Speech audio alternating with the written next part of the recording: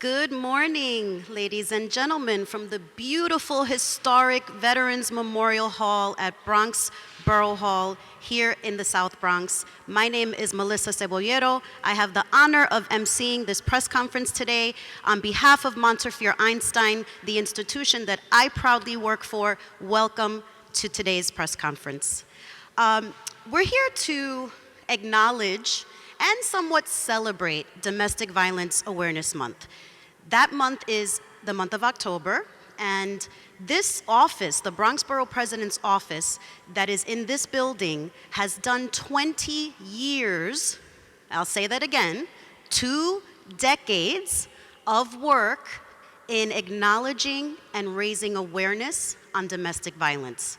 When that work began in 2002, domestic violence was really something that was still very much hidden.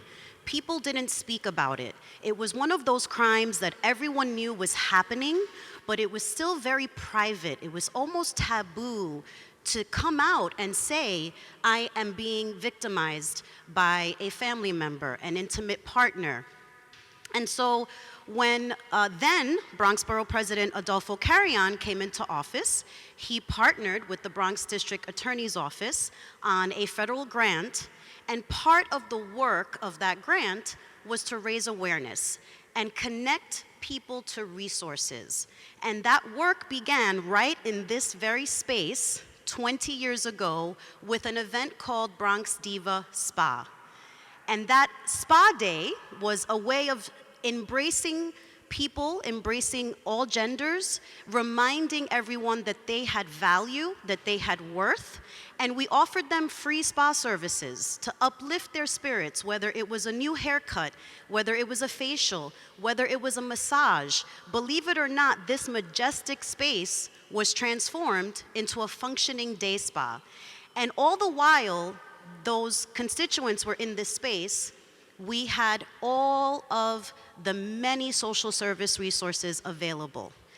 And a really important component of all of the work we did was always creating a private and sacred space should someone self-identify and want to come forward and was in need of services. From Diva Spa came Diva Talk, a beautiful panel discussion that was televised originally by News 12 The Bronx and then by BronxNet, and really explored all of the various resources that were available to someone should they be victimized, and then eventually later on also offering services to those that were committing the crime of domestic violence. And so this celebration today, this acknowledgement of the work that has happened out of this Bronx Borough President's office is really a point of pride personally for me as someone who was around 20 years ago doing a lot of this work. And I'm really honored to call up the person that I'm gonna call up because she came into office in the beginning of this year, and she didn't have to keep many of the initiatives that came out of this office. She didn't have to sustain them, believe in them, make sure there were resources and funding for them, but she did. And so we are immensely proud of Borough President Vanessa Gibson for her continued commitment to the work in the field of intimate partner violence, for her continued support of funding, for the acknowledgement of the entire month of October, right? This is 31 days of domestic violence awareness. And so I would be honored if she would join me up here, and let's celebrate and thank Borough President Gibson for today's press conference and for all of the work that the month of October will bring. Good morning, everyone. First and foremost, I want to thank Melissa Cebollero on behalf of Montefiore Einstein for the incredible leadership. This is truly 20 years in the making, 20 years of advocacy, of awareness, of education, of collaboration, of partnership, of doing our part to identify those victims of domestic and gender-based violence, to save lives, to turn victims into victors, and to make sure we do our part. I welcome all of you to Bronx Borough Hall to our official press conference to recognize October as Domestic Violence Awareness Month in our borough and in our city and in the state of New York. On behalf of the Deputy Borough President, Janet Piguero, and myself and the entire office of the Bronx Borough President, we welcome all of you and we thank you so much for being here today. Although October is the month in which we recognize as Domestic Violence Awareness Month, we understand that we do this work each and every day. I am proud this morning to officially announce the relaunch of the Borough President's Task Force on Domestic and Gender-Based Violence here in our borough. This task force is composed of credible messengers, trusted partners, organizations, community-based providers that are on the ground, that have been in the trenches providing critical services, wraparound care, with a holistic approach to the clients and families that they have been serving for many years. Melissa and her leadership, the steering committee, all these years has made sure that Bronx Borough Hall is recognized during Domestic Violence Awareness Month. I'm also proud that this morning we are partnering with Montefiore Einstein, the Weinberg Center for Elder Justice, VIP, Safe Horizon, Seton Yetu, Nimic Legal, the NYPD, Day One, the Bronx District Attorney's Office, Darcel Clark, and the Mayor's Office to End Domestic and Gender-Based Violence. All of our partners, can we please give them a round of applause?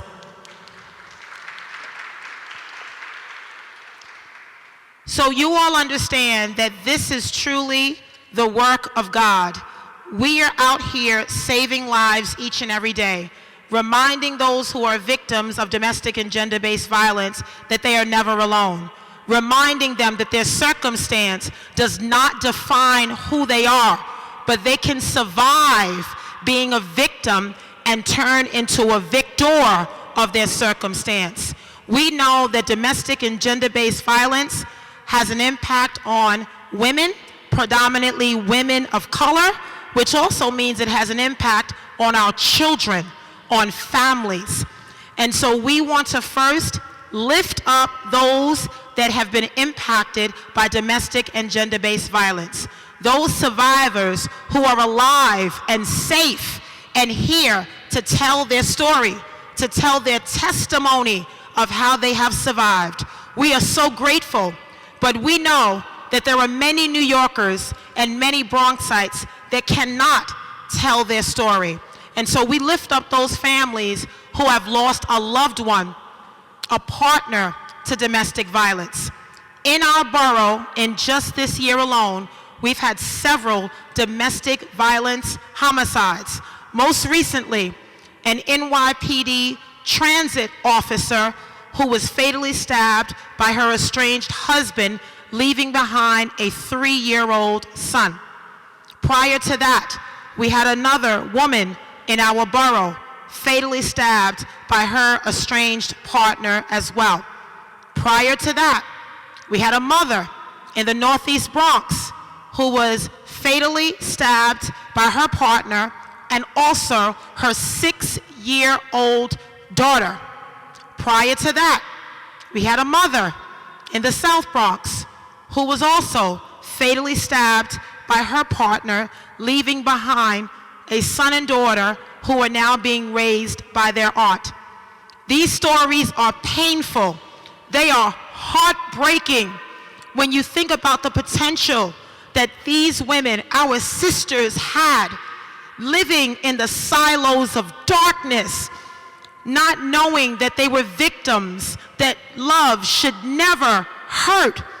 The emotion, the emotional toll that domestic violence and gender-based violence has on our victims and their children. This is deeply personal to all of us. And so we are here to officially announce our month-long action around domestic and gender-based violence. Every day for this entire month, we're going to be announcing information, events, sharing resources for those that are affected by domestic violence, loved ones, family members, and friends. We're going to be focusing on intimate partner violence, elder abuse, healthy relationships among young people, domestic violence in the LGBTQIA+ and transgender community. We're going to be making sure that we lift up our credible messengers and share all the information that is provided by our trusted partners. Last year, this borough had the highest number of DV homicides of any other borough. 8 of the 15 community boards are in the Bronx with the highest number of intimate partner homicides right here in our borough. We should all be concerned. Community Board 1, Community Boards 2, 3, 4, 5, 6, 7, and 9 are the community boards that have the highest number of DV cases here in our borough. We have to recognize that domestic violence and gender-based violence happens every single day in our borough. It affects people from all races, religions, educational, and income backgrounds. We must take a stand, but not just during the month of October, every single day of every single year. So today, we stand in solidarity. We stand in unison, wearing purple as a sign of strength, as a sign of unity for those victims of domestic and gender-based violence, for the survivors, and for those that have lost a loved one. I am also proud that we have been working closely with the Bronx District Attorney's Office on a grant, and I'm so proud to announce that in partnership with our district attorney, Darcel Clark, we have been awarded a grant over the next 3 years of $1 million that we are going to use to provide services for DV clients and their families. In addition, the Office of the Bronx Borough President, the District Attorney's Office, the NYPD, Safe Horizon, and the Department of Probation are all a part of this grant. And I'm so grateful to District Attorney Darcel Clark. I'm so grateful to our Director of Health and Human Services, Dr. Nancy Keck, and the entire health team in our office for all of the work you do each and every day. This grant is focused on Bronx Intimate Partner High-Risk Homicide Reduction Project. And we will enhance identification, services, wraparound services. We will hire program case managers, and we will focus collaboratively on efforts to deal with domestic and gender-based violence. The goal of this project is to help high-risk victims of DV manage their risk, to hold offenders accountable, and to reduce the number of DV homicide victims in the Bronx using 3 objectives: increase the number of high-risk homicide victims' families that are served, increase victim advocacy and offender accountability, as well as increasing coordination among service providers to better serve high-risk communities in our borough. I am so proud that we have been awarded this grant over the next 3 years, and we will share all of that information as well as all of our upcoming events. Melissa talked to you about Diva Spa and Diva Talk and making sure that our victims feel beautiful on the outside when they feel ugly on the inside. Making sure that they know that we are here to support them and love on them and give them the support that they need. I encourage all of our CBOs to keep fighting the good fight, demanding accountability from those offenders, making sure we strengthen orders of protection. And I'm so grateful that we have our colleagues in government who are here, because our colleagues as policymakers can get that done. When you're talking about passing legislation, in the state assembly, in the state senate, in the New York City Council. We have partners who support our victims and families, and they get it. And so I am so thankful that everyone is here. Once again, October, Domestic Violence Awareness Month. We have an assortment of programs and resources that we're going to share through social media, and certainly to all of our colleagues in the media. We are so grateful that you're here. Please help us to elevate the issue of domestic violence, and only by working together can we eradicate domestic violence, gender-based violence, intimate partner violence, elder abuse, and build healthy communities and save lives. This work is about saving lives. And understand, we are doing this work every single day to make it easier to not re-victimize victims, to not re-traumatize them by telling their stories over and over again. And so I'm so grateful that our office is taking the lead. I want to thank the steering committee members and all of our partners for the incredible work that you are doing. And to my colleagues in government who will be acknowledged, thank you so much for your partnership. And to my Deputy Borough President, Janet Piguero, and the Office of the Bronx Borough President, let's stand together. Let's wear our purple in unison to fight and stand against domestic and gender-based violence in the borough of the Bronx. Thank you so much, everyone. What inspiring words. What very inspiring words. Thank you, Borough President. And let's just take a minute. You know, all crime is devastating, but think about the issue of a crime happening in your home, in your sanctuary, in the space that you feel you should be safest.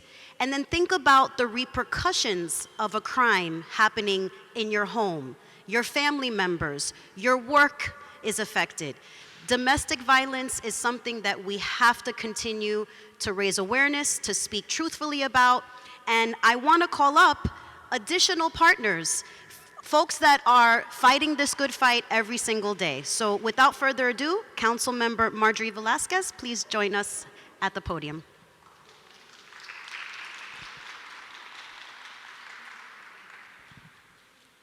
It's a little tough when you're 5 feet and decide to wear flats, so I'm going to try to go to the side if you don't mind. Good morning, everyone. I'm Councilmember Marjorie Velasquez, and I'm standing before you as a survivor. It's not easy. Every day is a battle because the scars are deep. The wounds were deep, and the healing still continues. But I stand here and I talk about it openly because every day I'm a survivor.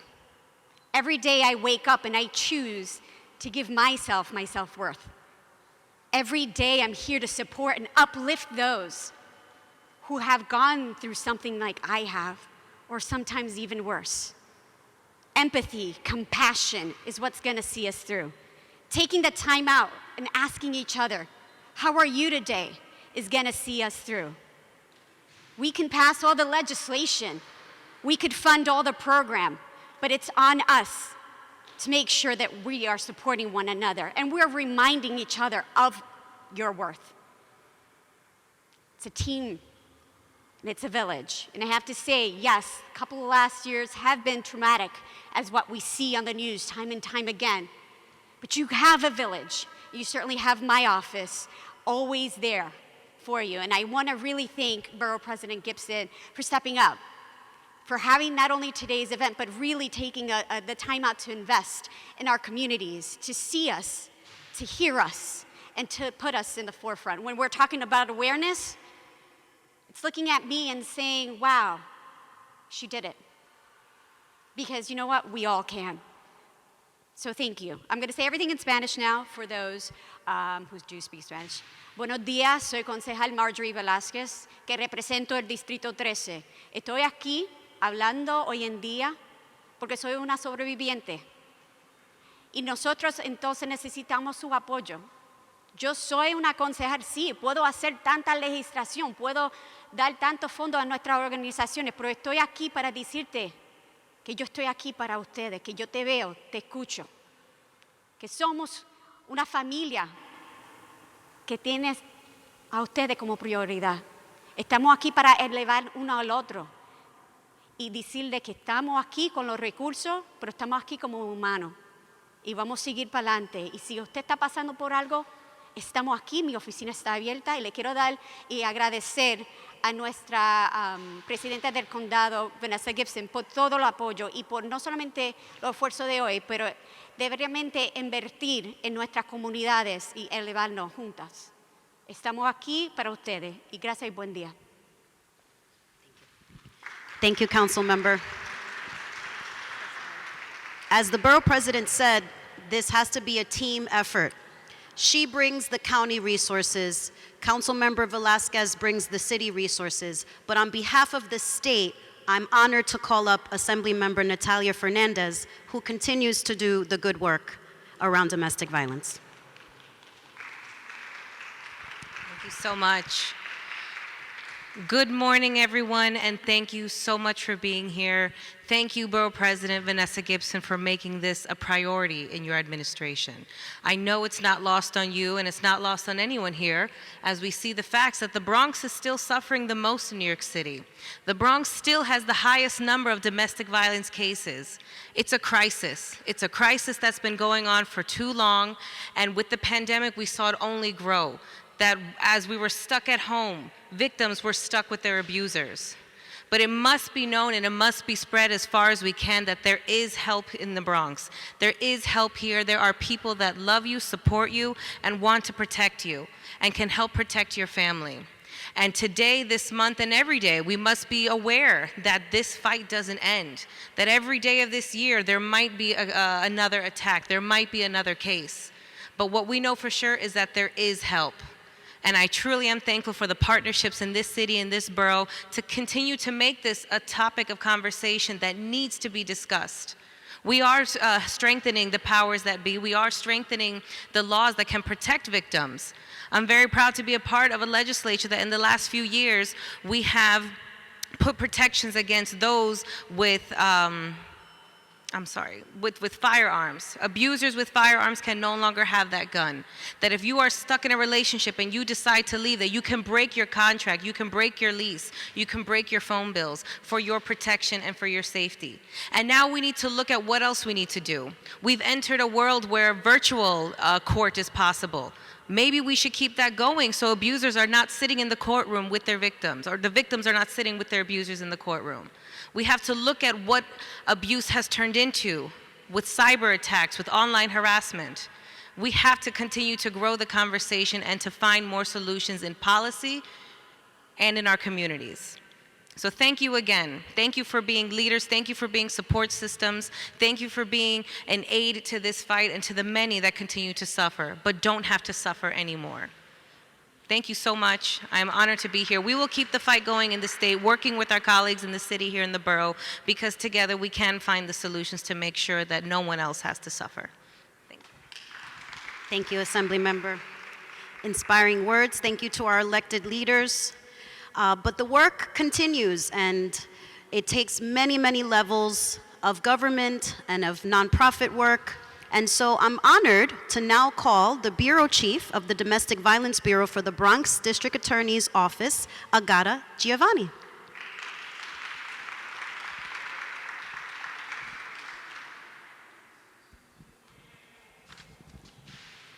Good morning.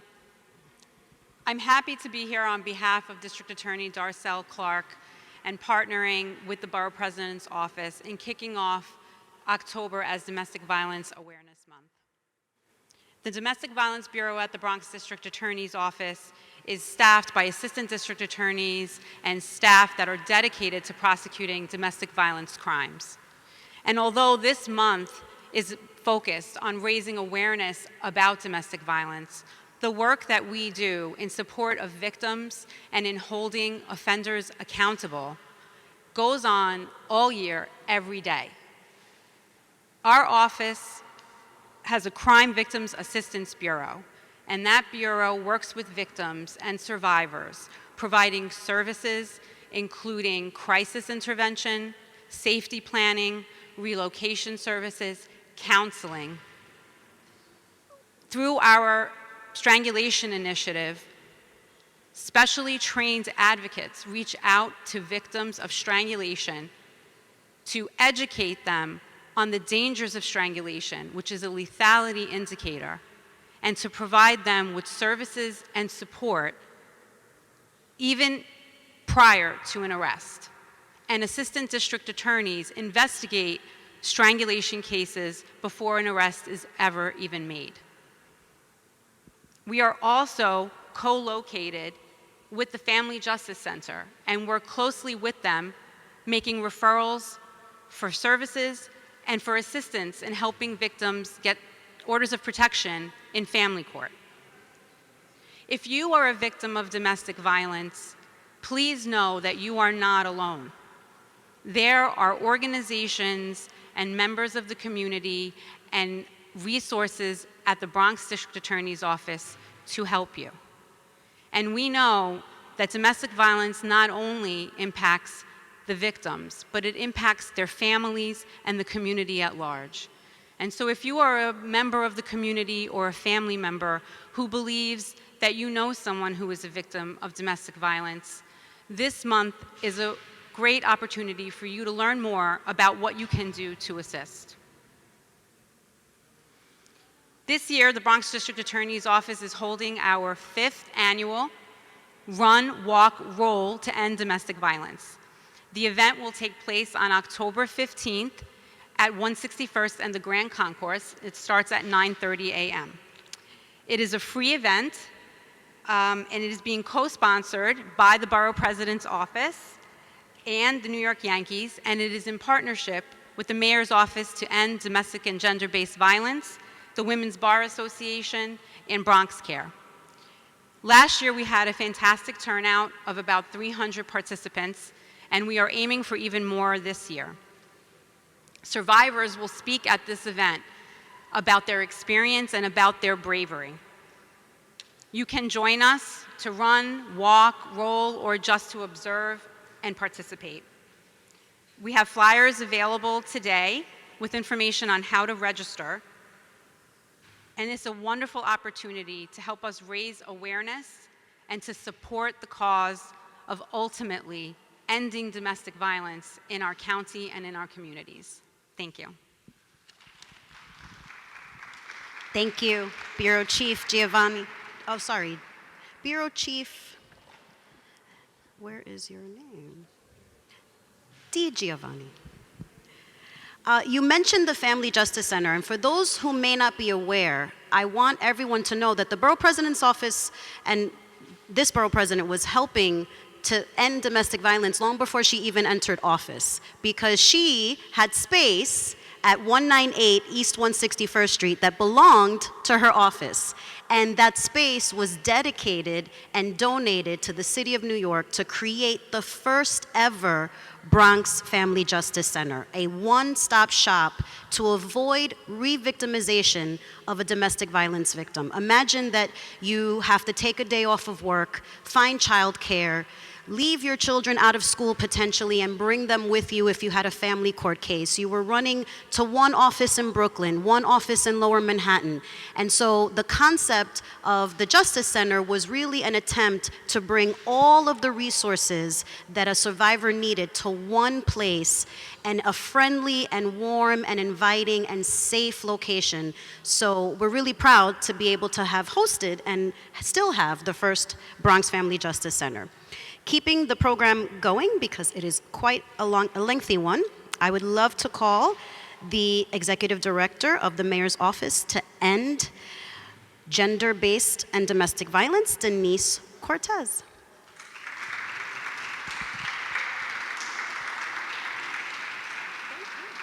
Thank you. Thank you, everyone. Thank you, Borough President Gibson, for starting this collaboration very early on with the donation of your space to our center, but also for hosting this event, and for everyone here gathered in order to raise awareness of domestic and gender-based violence. Everyone deserves to be safe in their relationships, and to live a life free of domestic and gender-based violence. And this includes, like we mentioned, intimate partner violence, elder abuse, human trafficking, sexual violence, stalking, and family violence. Help is available for every New Yorker, no matter your age, your immigration status, language, income, gender identity, sexual orientation, physical ability, or interactions with the criminal justice system. There are many options to connect to services, and I'm here to talk to you just about one, the Family Justice Center. You can call or walk into any New York City Family Justice Center, and you can find your nearest center by calling 311. Just a little bit about us. The Family Justice Centers, or FJCs for short, are welcoming, warm places that offer free, confidential, comprehensive, and client-centered services to anyone who identifies as a victim or a survivor of domestic or gender-based violence. There is an FJC in every borough, and you can walk or call Monday through Friday, 9 to 5. At other times, weekends and after 5, there is still help available. And you can access help by calling the New York City DV hotline at 1-800-621-HOPE. That's 1-800-621-4673. And New York City HOPE is available as an online resource at nyc.gov/NYC HOPE. Services are provided by a diverse array of community-based organizations and city agencies that possess cultural competency and expertise. Our family justice centers can support people with immediate crisis needs, as well as folks who are no longer experiencing active abuse, but are still healing and dealing with the long-term effects of gender-based violence, such as trauma and counseling, financial literacy, housing instability, legal matters, and overall healing and well-being. Our services include case management, children and youth services, family law services, immigration law services, city-funded housing eviction legal services, counseling and psychiatric services, family literacy programs, employment support, and referrals to smaller, more grassroots organizations in their particular boroughs to ensure that services are truly responsive to each community they serve.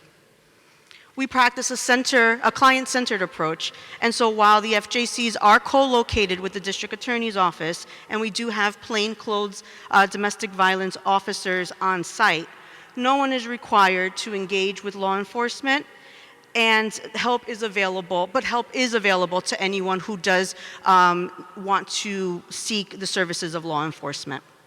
As I mentioned earlier, everyone deserves to be safe in their relationships and live a life free of domestic and gender-based violence. And I want to stress that help is available to not only the residents of the Bronx, but to all New Yorkers. Thank you. Thank you so much, Denise. We were joined by another fierce female leader in the City Council. I'd like to call up City Council member Yudel Catapia. Oh, so sorry, in the New York State Assembly. I apologize. I changed your office. Thank you. They said City Council and I'm looking around. Yeah, right? Good morning. And let me first, I am Yudel Catapia, an Assembly member for the 86th Assembly District here in the Bronx. And first, I want to thank our Borough President for her leadership and for sending this note to all of us saying, could you just please wear purple tomorrow morning? And I was looking for a purple thing, and I couldn't find, but I found this, to wear the purple to honor, all our victims of domestic violence. And I really happy to be here with my colleagues that we've been bringing the awareness of what domestic violence has been doing in our black and browns families and communities, especially here in the Bronx, where I might know that it's been said already, that here in the Bronx, we have the highest rate of domestic violence than any other borough here in the city of New York. And it's important for us to celebrate and to bring the awareness and to make sure that we are preventing and that we are bringing the resources to all these families, to all our families of these women, and intra-family violence and gender-based violence too, that we see every single day here in the Bronx, and that we're working so hard to make sure that we can ameliorate and that we can protect our women's and many of the family members that are suffering from this for years. And I mean, every woman deserves to be safe. Every woman deserves to come home and not be thinking what's going to happen when I walk the door. Every woman should be safe and not making, just thinking where I'm going to park my car so that person doesn't see that I'm getting home tonight. And I say that because, I mean, just this week, yesterday specifically, I have this to say. A person on my staff, in my office, it's been a victim of domestic violence right now. And yesterday, her car was all vandalized. And it made me think about this event today that we were celebrating, that yesterday was the 3rd, today's the 4th, but the 1st of October is the first day that we bring the awareness of domestic violence. And this is happening to hundreds of women every single day, that they are scared to park their cars. They are scared to go around their neighborhood because they think that they're being watched and they might be attacked and they might be harmed. And that's the reason why we are always together, putting the resources out there, making sure that our women actually get the resources that they need so we can keep them safe. So we get united in our communities, and when we see signs of domestic violence, and when we see a woman that doesn't want to say what's going on because she's more scared to say it, because I mean it's going to be worse what can happen to her, that we can see those signs and connect her and connect them to the right resources, to the right office, to the right phone call. And this is what we're doing today. Thank you, everyone, for this. Thank you to my colleagues for getting together for this, to our borough president that so thoughtful all the time and thinking in every single thing that affect not only women, but every single person in our community, especially here in the Bronx. We are so lucky to have you as our borough president. Thank you. Thank you. Thank you, Assembly Member. Thank you for the work that you're doing in New York State. I'd like to now call up Shamara Kelly with Voices.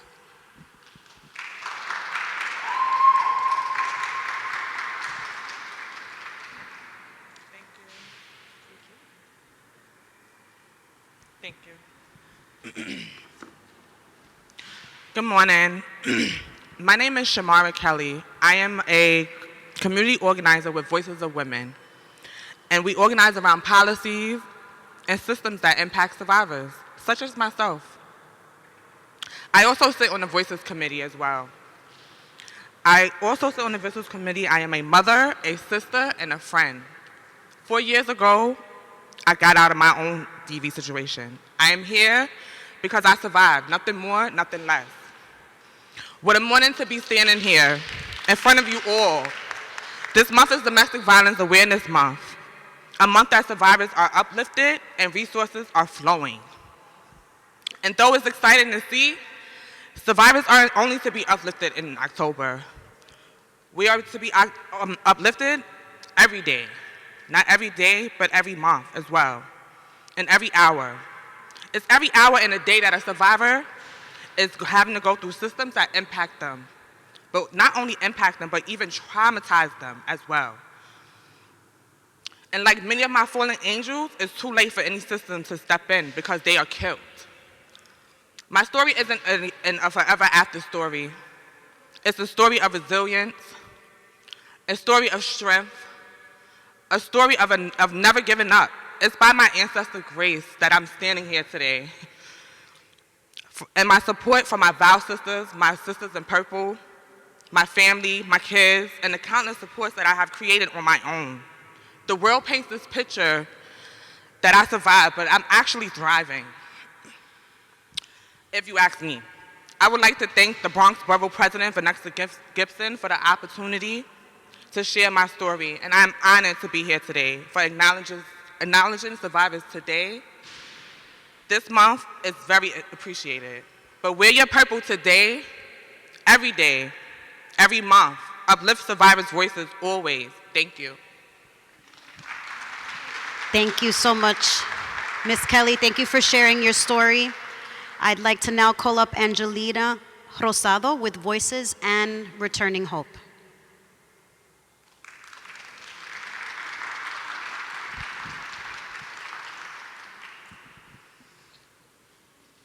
Thank you. Good afternoon, everyone. Thank you, Borough President, for having us here. Thank you, NGBV, for helping us uplift our voices even more. I'm Angelina Rosado. I'm a survivor of domestic violence. I am also the founder and executive director of Returning Hope, which is a nonprofit domestic violence organization here in New York City. At 15, I did not realize that the relationship I was in was abusive. It wasn't taught to us. My experience didn't have a name to it. And I didn't realize that it wasn't okay. So I stood in that relationship for 8 years, and at 23, I left with a 3-year-old. At 23, I entered a system that I didn't realize was so broken. A system that traumatized me even more than the experience of the abuse that I endured. At 23, I decided right then and there that I was going to uplift the voices of survivors of domestic violence because what we experienced wasn't okay. Not just from the person that caused us the harm, but also from the system that was built to actually protect us and wasn't doing what it was supposed to be doing.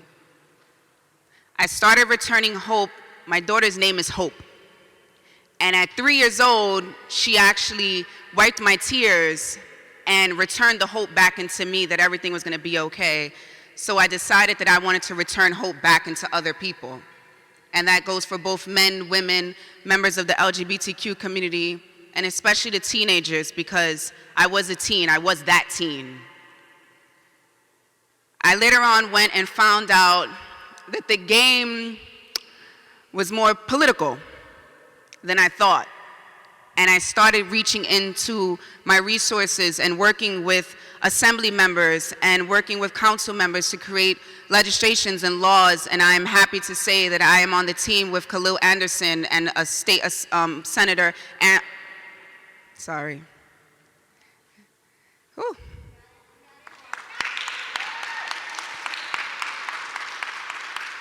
With Senator Sanders, and we created the Destiny Smothers Law. One of my biggest things is to uplift our fallen angels. And when I stand here and I make sure that we mention the names Destiny Smothers and we mention the names Tony Lopez, it's because with our fallen angels, they give us the actual strength. The strength that lets us know this fight is far from over. And sometimes, we may have won that battle, but we did not win that war yet. So I do want to acknowledge these amazing women. And I do want to call up my sisters in purple, because if my sisters in purple could actually stand right next to me, these are women that, for those of you that don't know, Sisters in Purple is a coalition of domestic violence organizations in New York City. And we come together and we speak on legislation and we speak on policies and we sit down with the lawmakers and the big dogs. And we don't need a seat at your table because we're bringing our own table and we're bringing our chairs with it. And mine has cushion, it's not folded. So with that being said, I also want to share. You know, we have our own domestic violence resource fair. We do different events throughout the year, and as my sister in purple, Shamara, said earlier, domestic violence awareness for us is not just this month. Wearing purple is beautiful, but if you don't wear it every single month and you don't stand with survivors every month, it's pointless to wear it now. We don't need allies. We need people that's going to be on the streets and in the jungle with us fighting for survivors of domestic violence every single day. I stand with my hermanas from VIP, who's always standing with us in our events. And I challenge every single one of you to stand with survivors of domestic violence every single day. Uplift the families that have fallen angels. Uplift the children that no longer have their parents with them. Because I speak to them all the time. And I fight with them, and we stand together. So October 15th at 12:30, we will be having a domestic violence resource fair on 162nd Street between Grant Avenue and Morris Avenue. And we invite every single one of you to join us in solidarity, but also we're having resources for survivors of domestic violence. As has been mentioned many times before, the Bronx does have the highest rates of homicide and domestic violence. So we bring a lot of our resources to the Bronx because we want not just the families and not just the victims, but we want the community to know that we wrap our arms around you and we're here for you. So thank you, Borough President. Thank you, NGBV, for having us here. Thank you, the Bronx District Attorney's Office. We appreciate you for standing with us, and thank you for your time.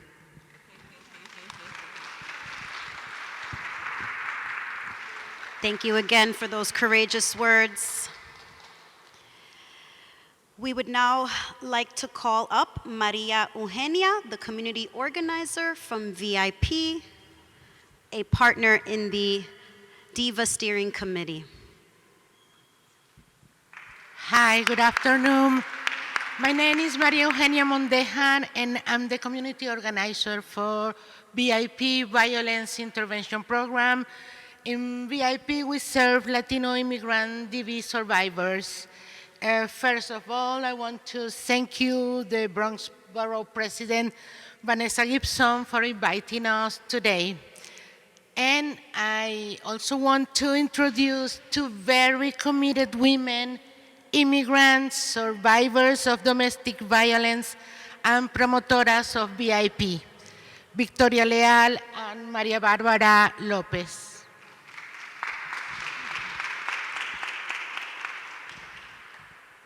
Hola, mi nombre es Victoria Leal, soy inmigrante y soy madre de 3 hijas.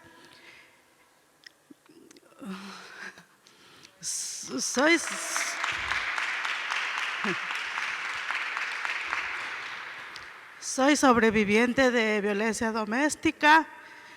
Es triste estar en un país donde no estamos alejados de nuestra familia y no sabemos dónde buscar ayuda. Y uno piensa que la relación con pareja es algo normal, pero no. Y más cuando estás aterrorizada porque no sabes dónde buscar ayuda. Y más cuando no hablo inglés, es un poco más triste para mí. Por eso ahorita yo soy promotoras voluntarias, salimos a la comunidad a dar información a todas las personas que no saben que existe la ayuda, porque yo lo pasé y no quiero que las otras personas lo pasen. Entonces eso es lo que yo hago ahora, salgo a distribuir informaciones para todas las personas que lo necesitan, porque es difícil querer salir sobre una relación abusiva, pero al final del túnel siempre hay una luz para nosotras. Y ahí le paso a mi compañera. Gracias a todos por estar acá. Mi nombre es María Bárbara López. También soy sobreviviente de violencia doméstica y promotora de VIP.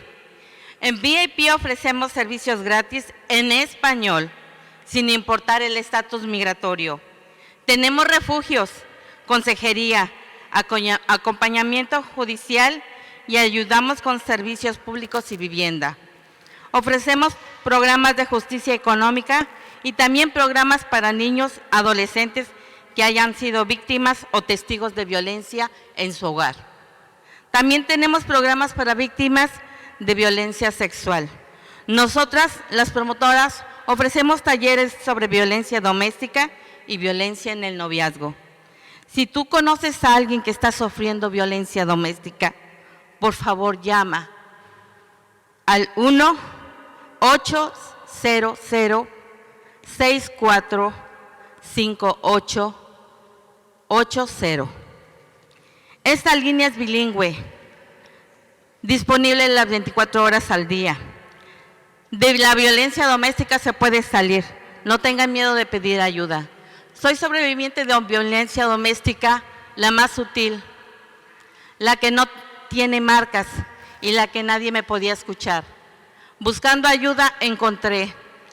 De la violencia doméstica, nosotras las promotoras salimos a los lugares donde nadie más puede entrar, porque ese es nuestro trabajo y nuestra misión, decirles que sí se puede, la ayuda está ahí, que aprovechen el momento. No hay ningún santo, ningún demonio que lo pare, solamente nosotros. La ayuda está ahí.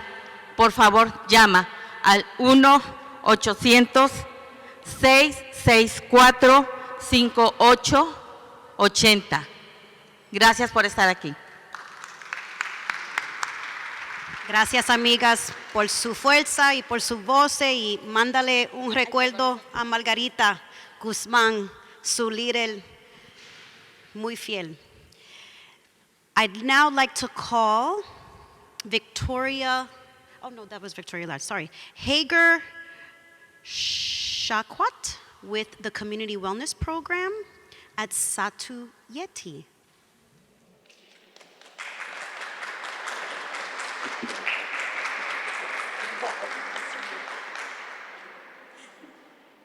Good afternoon, everyone. My name is Hajar Shawkat. I am the Program Director of the Community Wellness Department at Society Center for African Women. We have been here in the Bronx since 2004. We started primarily because our African immigrant women were dealing with domestic violence and gender-based violence and had nowhere to turn. And so our executive director, Dina Villegas, started this organization as a network where women could come to find resources in the languages that they speak, with folks that understand the cultural and gender expectations that they live in, and also take into account their lived experience. And we continue to work every day to improve the quality of the lives of our African and other immigrant women and their families. We're really working to strengthen their families, develop our community one family at a time. And in my everyday work, I'm really focused on supporting our youth and making sure they have the resources and they have, the early education about what a healthy relationship looks like, what an unhealthy relationship looks like. When and what resources are available, when to reach out, as well as when to best take care of or how best to take care of your health. We know we have many community members that are already dealing with many other factors in their life, dealing with immigration, the legal system. They're dealing with housing and needing employment. There's many things that they're already facing and many challenges that they're already facing. How do we work to strengthen their abilities to thrive, as well as consider their situations as someone living through domestic violence or gender-based violence? And with the pandemic, we've been working even harder to connect people to NYC Care, connect them to the vaccine and available resources so that they can take care of their health as well as their family's health. And we've been so grateful for the partnership with the Bronx Borough President's Office. I think as many have said, we've been working with the Borough President's Office much longer than just now, but we appreciate their support with the Family Justice Centers. Those partnerships help us thrive and help us continue to support our community members. I will also introduce our social worker, Masanje Kamara, to share a little bit about the people that we see every day.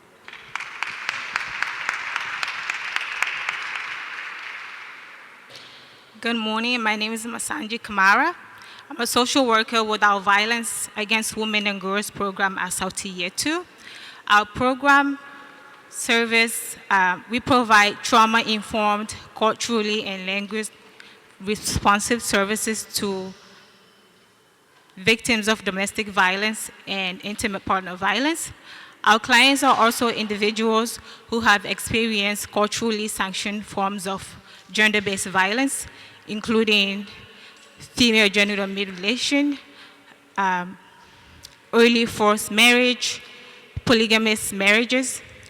So for an individual client who have experienced so many different forms of violence and trauma throughout their lives, it is very difficult for our clients to often come forward to tell their stories and seek out services. It is even more difficult for clients to come outside of the community that raised them to seek out resources. So at South Year 2, we very much strive to service our clients from their cultural perspective in a language that they understand.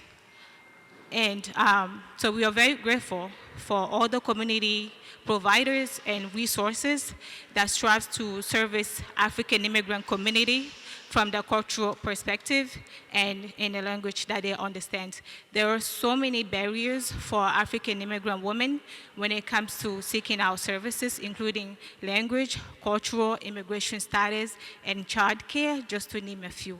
So we are thankful for all initiatives that strive to support our clients from cultural lens and from a language that they understand. Thank you for having us.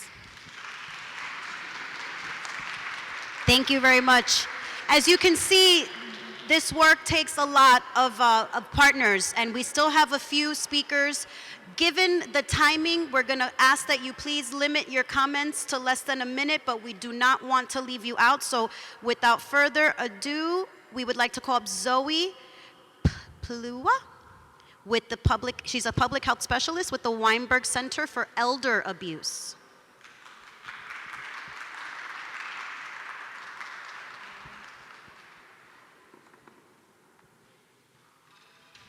Hi everyone, happy to be here. My name is Zoe Pliwa. I am the Public Health Specialist at the Weinberg Center for Elder Justice. We are an organization affiliated with and housed within the Hebrew Home at Riverdale that provides temporary shelter and trauma-informed care to older adults who experience harm in the community. Our mission is to champion dignity and justice for older adults through prevention and intervention efforts. The residents who come into our shelter receive support from a multidisciplinary team of attorneys, social workers, and public health professionals, as well as comprehensive care from River Spring Living. At the Weinberg Center, we understand elder justice and trauma-informed care and domestic violence to be in a relationship together. We see older adults as a population who experiences domestic violence, and we also see domestic violence as a specific form of abuse that older adults are subjected to. Elder abuse is a complex and widespread public health issue. 1 out of 10 older adults experiences abuse. In the majority of these cases, a family member is the abuser. There are many reasons why older adults are particularly vulnerable to abuse and exploitation, including cognitive decline, mobility impairments, and economic constraints. These factors also contribute to the need for specialized intervention and support services. Many of our residents benefit from therapeutic care, rehabilitation services, assistive devices, cognitive support, and other resources aimed at supporting empowered aging. Our work is also deeply informed by the instruments and developments from the domestic violence sphere, and we regularly apply the concepts of restorative justice, power and control, and intersecting oppressions, and understanding the experiences of older adults. The Weinberg Center is excited to collaborate with other service providers and contribute an elder justice lens to the ongoing domestic violence work happening within our community. To support us in the fight for elder justice, we encourage you to reach out to our organization for training opportunities, educate yourself on the signs and symptoms of elder abuse, and practice supportive listening when engaging with the older adults in your life. Thank you. Thank you, Zoe. I'm going to ask for everyone's indulgence. I know the program is long, but every piece of this work is essential, and we still do have 3 speakers. Without further ado, Cynthia Mendez, she's the coordinating DV attorney with NMIC Legal.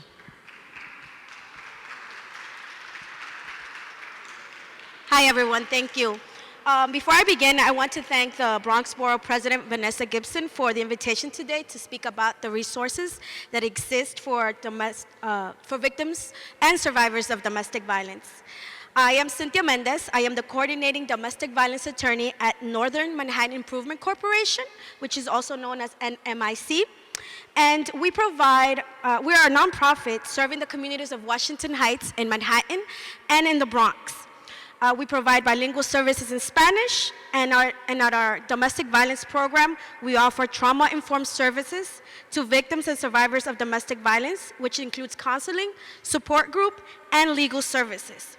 We provide advocacy and representation in family court to survivors of intimate partner violence. We also provide housing, legal services, and immigration services.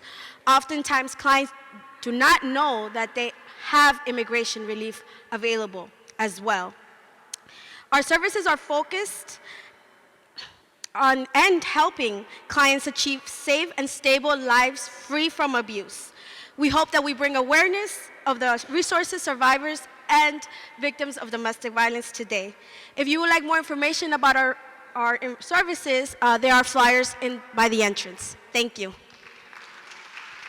Thank you so much. Because they have to go do the good work of law enforcement, I want to shout out Officer Thomas and Officer Bedilla with the 44th Precinct, and a special thank you to Sergeant Alicia Rivera for sending these officers here. Law enforcement is a huge, huge partner in the critical work to combat domestic violence. Next, please help me welcome Supervising Attorney from Day One, Lisa Alexander.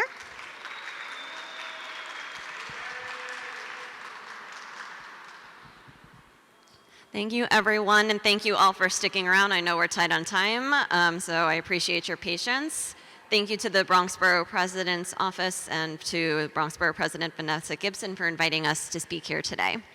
As was stated, my name is Lisa Alexander, and I'm the supervising attorney at Day One, a New York City-based nonprofit that directs all of its resources towards preventing and responding to dating abuse, sexual assault, and domestic violence among youth ages 24 and under.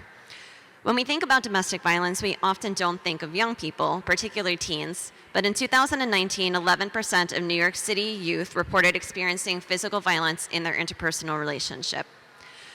Young women 16 to 24 experience more domestic violence than any other age group, nearly triple the national average. Additionally, several young women who were murdered by their partners during the pandemic here in New York City were women of color under the age of 24. Day One tries to intervene before the violence starts, but is also available if someone is experiencing abuse in their relationship.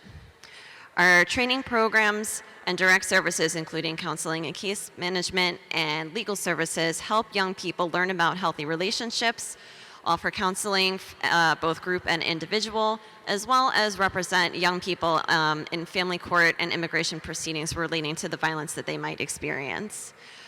I would also like to take the opportunity to speak directly to any young people who might be watching or reading this today. We often talk about what a relationship should not look like, but we often leave out what they should. A relationship should be respectful, supportive, fun, joyful, loving, and safe. You deserve to have a healthy relationship from day one, but if you find that you are not in one, we are here to help. Please reach out either at our hotline, our text line, or our confidential electronic form to see what resources are available to you.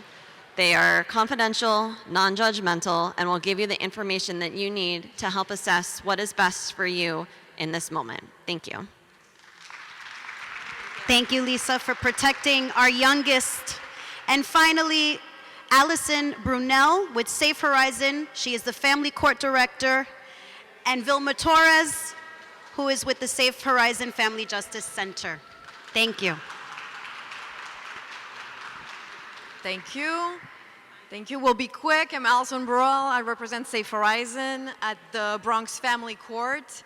We are, even though we're located inside the courthouse, we are a walk-in center, so any victim, any survivor can just walk in to receive services. In addition to regular case management services like information and referrals, we provide court accompaniment. We do a lot of advocacy with the court for the survivors, and we particularly help survivors and victims draft family offense petitions so they can receive an order of protection in family court.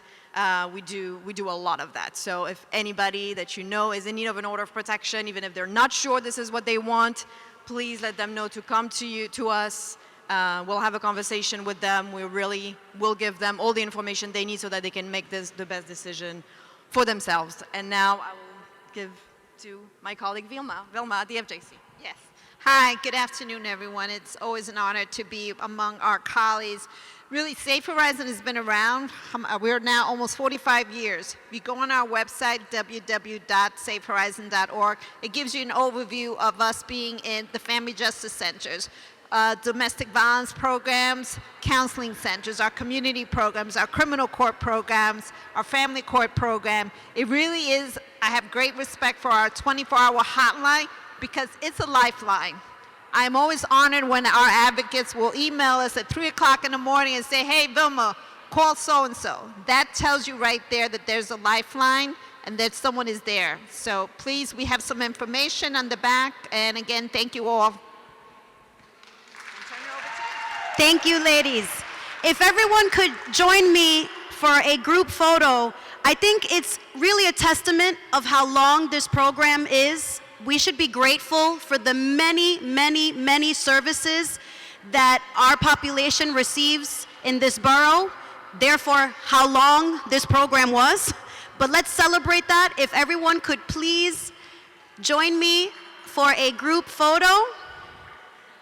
Let's not be shy. I want to acknowledge someone who's not here, but who is very special to all of this work. Her name is Ann Paul. She started with the Jewish Board of Family and Children Services, and she has been a partner in everything that we've done in this borough, and so I would be remiss if I did not thank her publicly. Can everyone please not be shy? Join us. I think in front of the podium, probably. Elected officials, if you could kindly join us for a photo.